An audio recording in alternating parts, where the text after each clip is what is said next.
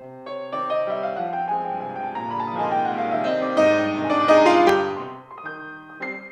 every year just after harvest, I'll pack my bags and I'll be off, like I'm going to do now shortly. And one year we had I would say it's about 6 tons of Semillon that I didn't have place in the winery for, and there was about 2 tons of Sauvignon Blanc. And I always had the vision to try to make a Nobel dessert wine at Glenwood. It never seemed to have worked out. You know, it was either I was too tired to harvest or not in the mood to do it. So this year I came back and we thought, well, let's give this a try. And we had absolutely beautiful, beautiful Nobel rot in 2013, also in 2014. We hand selected the berries. As I say, it's a very labor-intensive project to make a wine like this. What we do is usually if I press a bunch of Semillon, my recovery will be about 600 liters per ton. In this case, your recovery is between 90 and 95 liters per ton.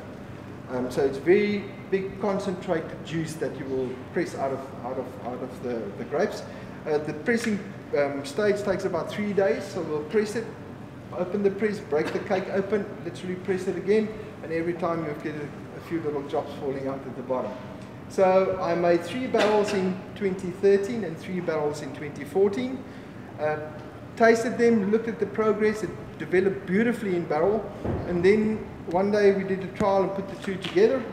It was fantastic. So this is what you've got in your glasses now. It's the Glenwood Noblesse. It's a Nobel late harvest, got a residual sugar of about 160 grams per litre, with a natural acidity strangely enough of 8.5 grams a litre. So you don't get that real grippiness of the sweetness. It's quite a lingering wine.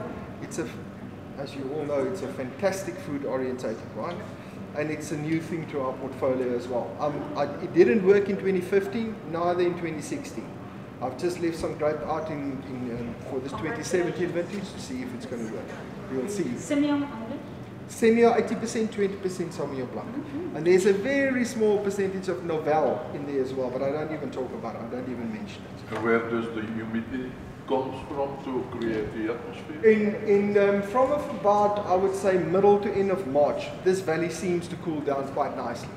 And that small little bridge where you came over, I'm quite sure everybody saw that. Yeah. All the vineyards on the left and right hand side of that is the Semillon, which is quite low on the farm. So what happens is, from about mid to end March, you get a lot of mist in the mornings, which will literally hang in that little valley down. So the terroir for that seems to work. But last year was such a dry previous winter and very dry summer, like now, that we'll see if it's going to work. You know, there's a way to shortcut this. I can pick the grapes and dry it out, but then you lose the noble rot component of it, and then it's just another sweet wine. You know, so what's the point in doing that?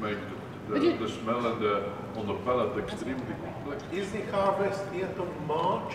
And is it just one go, or do you have more tries? Do you pick all of the grapes at the same time? No, it's about, I would say, a 4-stage picking to get to the end result. It's difficult because the thing is, I'm not really equipped for it. This is my smallest tank.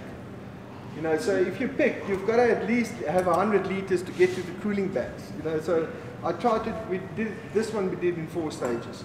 But I'll only pick mid-March. I won't, mid-April. I won't pick before mid-April, mid to end April before we'll pick this.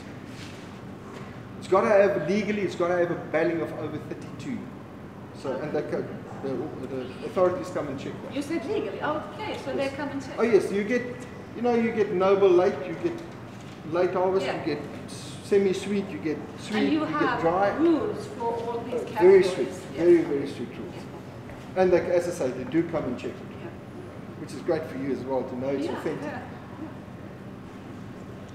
Look, we press it and then we need to clarify the juice. And the only way to do it, you need to keep that juice cold, otherwise it will start fermenting. Now, if you take a tank like this and you only fill the juice to there, this is the cooling jacket, feel it very cold. If you only fill the juice to there, it doesn't touch your cooling jacket, it will not bring the temperature of the juice down and will start fermenting.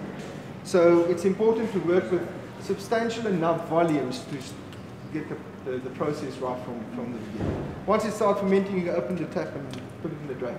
Can't use it. So that's hence the reason. But I'm just looking, so far this one is very successful, so we might start equipping ourselves to make this, where you can literally get a 25 litre with a cooling jacket on.